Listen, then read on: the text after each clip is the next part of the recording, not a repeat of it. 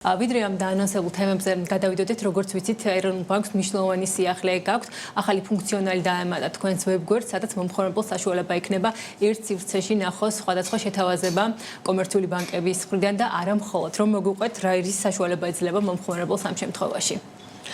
დიახ, როგორც თქვენ სიუჟეტს იყო აღნიშნული, ეს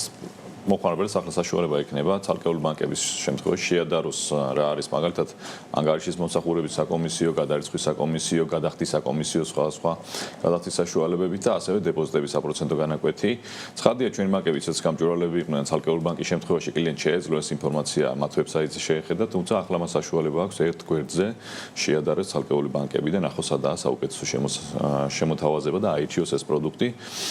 და რატომ ბანკში ეს კერძო გადაწყვეტები მსგავსი ეს გვინახავს, თუმცა ეროვნულ ბანკი ამას სანდოობას სცემს და ჩვენ მაქსიმუმ ძალისხმევას შავდებთ, რომ რეალურ რეჟიმში ის მონაცემები, რასაც ეროვნულ ბანკზე ნახავს მომხმარებელი, ასევე დახვდეს მას კომერციულ ბანკში. ძალიან საინტერესო სიახლე, იმედია გამოიყენოს პრაქტიკაში ამას მომხმარებელი. ახლა კი სხვა თემებზე გადავიდეთ, ბატონო დავით, როგორც ვიცით, 1 ივლისიდან მორიგჯერზე გაიზარდა სავალუტო დაკრედიტების ზღვარი უკვე მილიონ ლარამდე, რომ შევხედოთ წლიდან წლამდე დოლარიზაციის ტემპი მართლაც ცეცხლებში იკლებს და როგორც აღინიშნა, დაახლოებით 42% არის ამ შემთხვევაში. საბოლოო შედეგი, ასე ვთქვათ, უსაფრთხო დოლარიზაციის დონე ეროვნული ბანკის გადმოსახედიდან რა შეიძლება იყოს და კონკრეტულად ამ ქმედებით რა შედეგებს ველოდებით თუნდაც წლის ბოლომდე, რამდენად შეიძლება რომ შემცირდეს დოლარიზაციის წილი და როგორც ვიცით, მაინც უფრო მეტად მცირდა საშუალო ბიზნესს შეეხება ეს ცვლილება. დიახ და ეს ცვლილება ფიზიკურ პირებსაც ასევე შეეხება, მოგეხსენებათ ბინების ფასს მზარდი დინამიკა ჰქონდა და ახლა უკვე ვთქვათ 750.000-დან მილიონ ლარამდე მინის ფასი ქალაქის ცენტრალურ ბუნებში, ჩვეულებრივ პრაქტიკაა, ამიტომ მათ შორის იპოთეკურ სასხებსაც შეეხება, მაგალითად სტატისტიკა რო გითხრათ, 750.000-დან 1 მილიონ ლარამდე, დაახლოებით 1000 სესხი გაიცემა წლიურად და აქედან მათი ნახევარი არის ფიზიკურ პირებზე, სულ ჯამში ეს პორტფელი არის დაახლოებით 220 მილიონ დოლარის ეკვივალენტი, რაც წლიურად ამ ზღვარში გაიცემოდა. ჩვენ როგორც აღნიშნეთ ნაბიჯ ვახორციელებდით ამ ზღვის აწევას და მისი პირველი მიზანი არის მომხმარებლების დაცვა,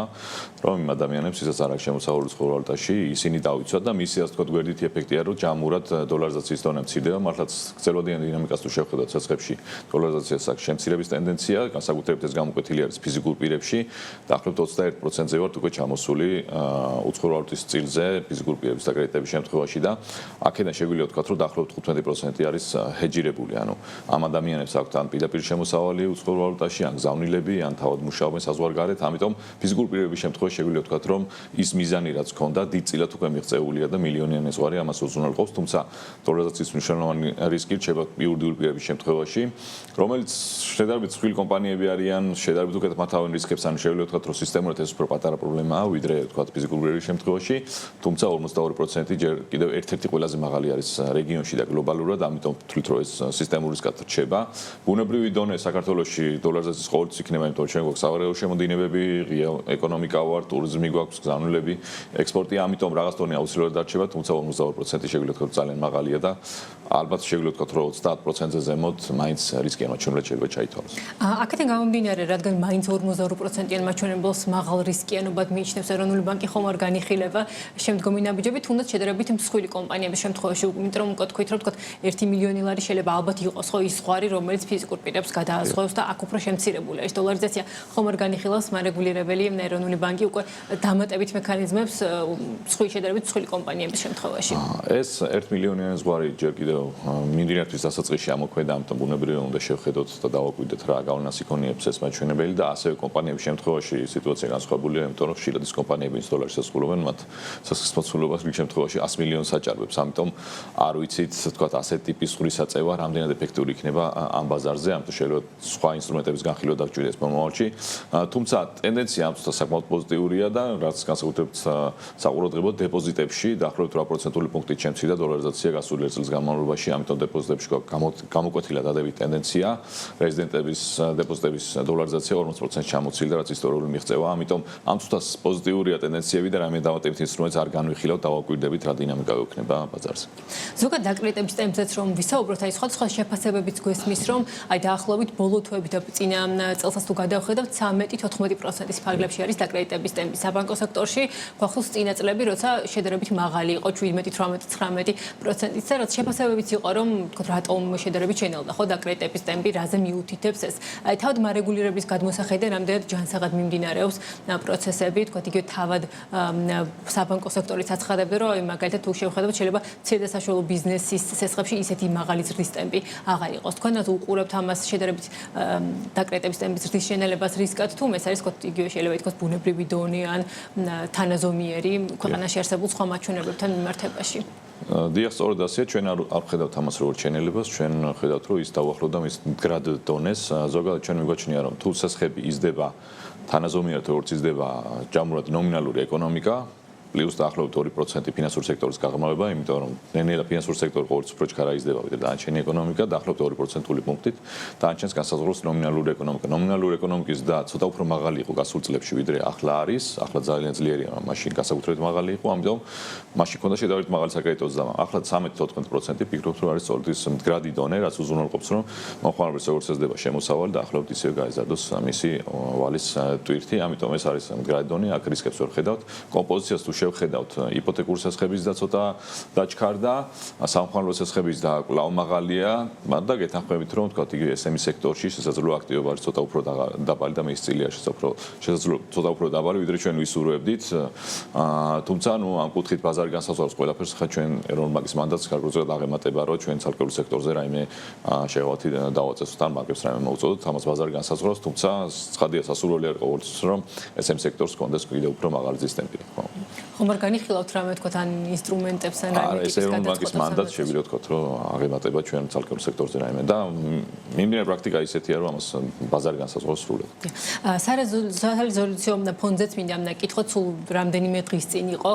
თქვა შეხვედრა უწყებათა შორის ეროვნულ ბანკში, სადაც მათ შორის გაჟღერდა რომ შეიძლება საკრედიტო ხაზი იყოს გამოყოფილი მსოფლიო ბანკისგან, აი ფონდის საჭიროებებისთვის, რომ განმარტოთ როგორც ვიცით ფონდი არის თქვა საერთაშორისო პრაქტიკა, რომის თანახმადაც თუ კი რამე ფინანსური სტაბილურობის რისკები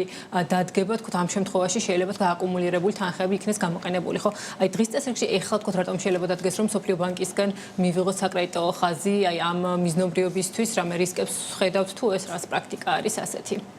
ზოგადად რეზოლუციის ჩარჩოს მიზანი სწორედ არის რომ თუ დადგა ასეთი რისკი რომ ცალკეულ ბანკში შეექმნა პრობლემა, ამისთვის ვიყოთ მზადა. ამ პროცესის გამართვას, ამ ჩარჩოს განვითარებას დაახლოებით 6-7 წელია ვახორციელებთ ნაბიჯ-ნაბიჯ, თავიდან შექმნით კანონმდებლობა, შემდეგ 2025 წელს შექმნით ფონდი, სადაც ბანკებში აქვთ ეს თანხები და უკვე იქ აკუმულებულია დაახლოებით 45 მილიონი და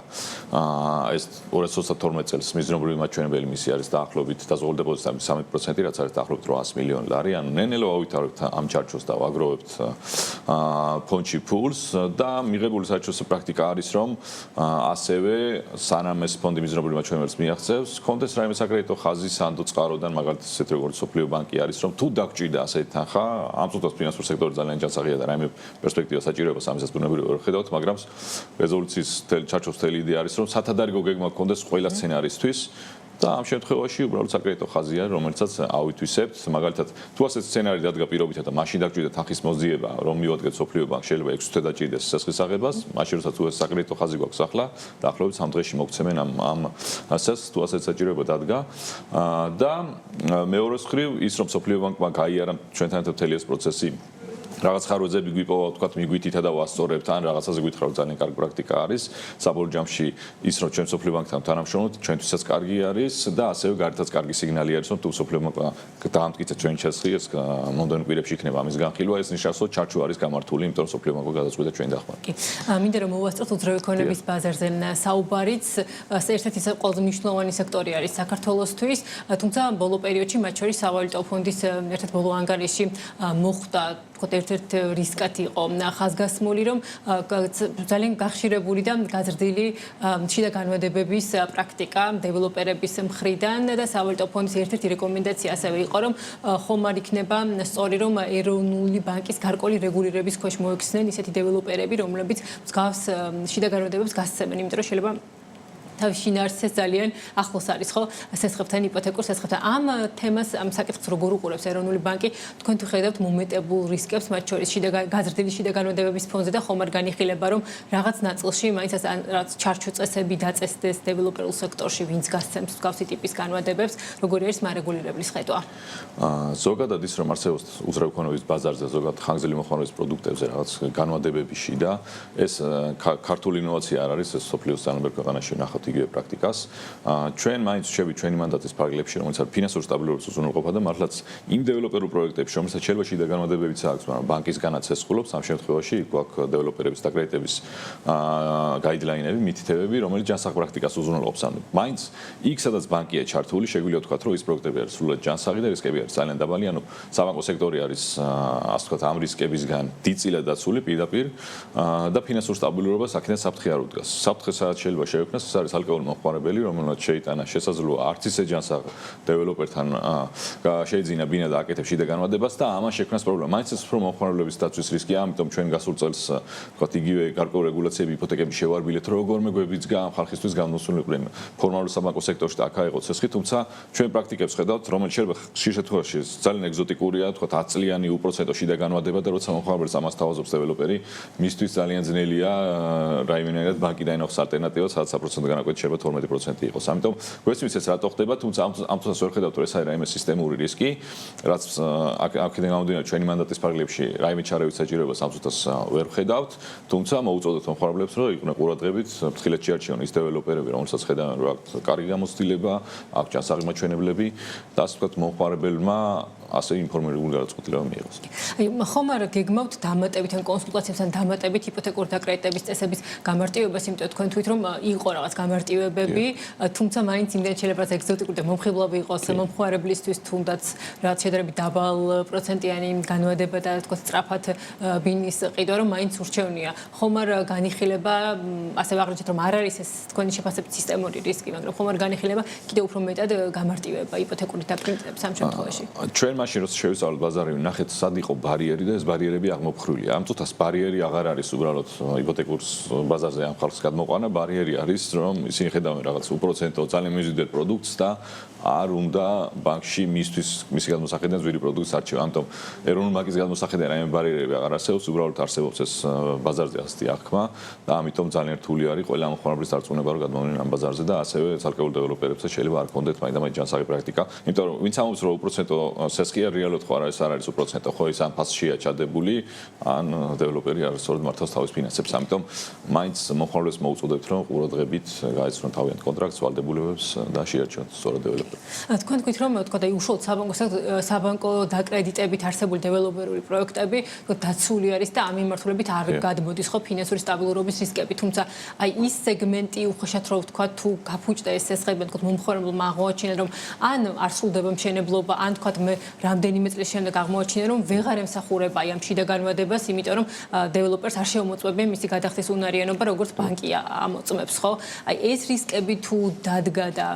რაც რისკები წარმოიქმნა უძრავი ქონების ბაზარზე, ეს ამასაც არ ხედავს ეროვნული ბანკი, რომ შეიძლება თქვა ფინანსური სტაბილურობის წინაშე დადგეს გამოწვევები გარკვეული. ჩვენ ამაზე ვაკეთებთ სცენარებს, სწორედ ასეთი ტიპის სცენარებს ითვალისწინებს, რომ მასიურად მოთხოვნა შემცირდება უძრავი ქონების ბაზარზე, მაგალითად ჩვენ სცენარსაც ვაქვეყნებთ ახლობ 30%-იანი ფასების კლებას ითვალისწინებს